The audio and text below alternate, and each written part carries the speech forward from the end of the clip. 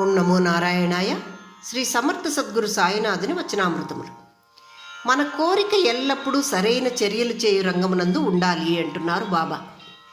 సంపద ఎల్లవేళలా సరైన కారణం కోసమే ఉపయోగింపబడాలి. మనం నడుచు అన్ని రంగాల యందు ధర్మం వెల్లివిరియాలి అని చెప్తున్నారు. మన కోరిక ఎల్లవేళలా సరైన చర్యల నందే ఉండాలి. అలాగే మన సంపద మంచి కార్యాల కోసమే ఉపయోగపడాలి. మనం నడుచు అన్ని రంగాల యందు ధర్మం వెల్లివిరియాలి. కానీ ఇటువంటివి అనగా మనం మంచి మార్గంలో నడుచుకున్నా కూడా ఇవి స్వీయ సాక్షాత్కారానికి కానీ విముక్తికి కానీ దారి తీయవు అంటున్నారు బాబా ఇక్కడ. మరి ఏది ఇస్తుంది స్వీయ సాక్షాత్కారాన్ని, మరి ఏది ఇస్తుంది విముక్తిని అంటే ఒక్క గురువు యొక్క స్పర్శ మాత్రమే మనల్ని స్వచ్ఛ మనస్కులను చేస్తుంది అంటున్నారు. అటువంటి స్వచ్ఛ స్వేచ్ఛాపూరితులను మనల్ని గావించుకొను గురుస్పర్శ కోసము మనం ఓపికతో వేచి చూడాలి అంటున్నారు. దీనికోసం మనం ఏం చేయాలట? నీతిమంతులుగా మెలగడం నేర్చుకోండి అంటున్నారు బాబా ఇక్కడ. ఇవన్నీ పాటించి కూడా కోరికలు సరైన చర్యలు చేయాలి, సంపదలు మంచి కార్యాల కోసమే ఉపయోగించాలి, ధర్మ మార్గం నందే నడుచుకోనాలి. దీంతో పాటి నీతిమంతులుగా ఉండి ఆ గురుస్పర్శ కోసం వేచి చూసి నిన్ను నువ్వు స్వచ్ఛ మనస్కుడిని చేసుకో అంటున్నారు బాబా. ఇది మాత్రమే మనకు స్వీయ సాక్షాత్కారాన్ని విముక్తిని ఇస్తుంది గురుస్పర్శ అని చెప్తున్నారు. 130వ సూత్రము, ఉపవాసం పేరుతో భోజనం మానేయకండి అంటున్నారు బాబా. ఇది ప్రతికూలమైనది. ఇది మీ యందు మంచి అనుభూతులను కలిగించుటకు ఎటువంటి సహాయము చేకూర్చదు. ఖాళీ కడుపు తనను నింపమని మీ మనసు లేదా మైండ్కు చెప్తూ ఉంటుంది.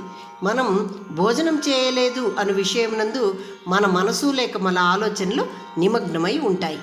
ఇంకను బాబా అంటున్నారు, మీరు నా నిజమైన అనుచరులైంచో ఉపవాసం ఉండకండి. భగవంతుడు ఇచ్చిన దేహాన్ని మీరు పాడు చేస్తున్నారు. మీరు ఉపవాసం చేసినచో దాని అర్థం ఏమిటంటే మీరు హింసపడుచున్నారు అని బాబా ఇక్కడ చెప్తున్నారు. 131వ సూత్రము, బాబా అంటున్నారు, తన యొక్క తండ్రి అంటే భగవంతుడు చాలా దయకలవాడు. అతను నాకు చాలా సమృద్ధిగా ఇస్తూనే ఉన్నాడు. నేను కూడా భగవంతుని ద్వారా స్వీకరించిన దాన్ని ఇవ్వాలని అనుకుంటున్నాను. కానీ నేను ఇవ్వాలి అనుకునేదాన్ని పొందాలనుకునేవారు ఎవ్వరూ లేరు. అందరికీ ఇతర కోరికలు ఎక్కువగా ఉన్నాయి. వారు కోరుకున్నదే నేను ఇవ్వాలని వారి ఉద్దేశం. వారు కోరుకున్నది మాత్రమే వారు నా దగ్గర అడిగి స్వీకరించడానికి సిద్ధంగా ఉంటారు.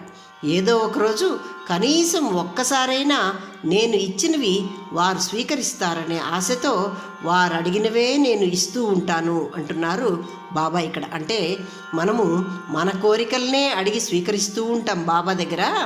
ఆయన ఇచ్చేటివి కూడా ఎప్పుడైనా మనము ఏ రోజో ఒకరోజు తీసుకోకపోతామా? ఆయన స్వయంగా ఇచ్చేటివి మనం అడగకుండానే అని బాబా చెప్తున్నారు ఇక్కడ.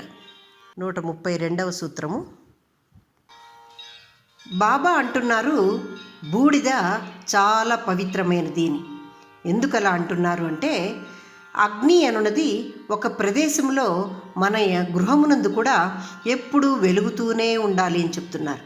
అగ్ని తన యందు వేయబడిన ప్రతి రూపాన్ని బూడిదిగా మారుస్తుంది. అగ్ని మనకు గుర్తు చేస్తుంది తనలోనికి వేయబడిన ప్రతి రూపము చివరికి బూడిదిగా మారుతుంది అని. అగ్నే బూడిద మరియు అగ్ని యొక్క రూప అవశేషం కూడా బూడిదగానే మిగిలిపోతుంది. బూడిద అగ్ని ద్వారా పవిత్రం చేయబడిన రూపాలను సూచిస్తుంది. అందువల్ల బూడిద పవిత్రమైనది అని చెప్తున్నారు. బూడిద అగ్నితో ఇక ముందుకు కాల్చబడదు. చివరగా బూడిదిగా మార్చబడిన రూపము అగ్ని ద్వారా ఇంకా ఏ విధంగానూ రూపాంతరం చెందదు, కాల్చబడదు. ఇంకా తదుపరి వేరు రూపాంతరాలు బూడిదకు లేవు.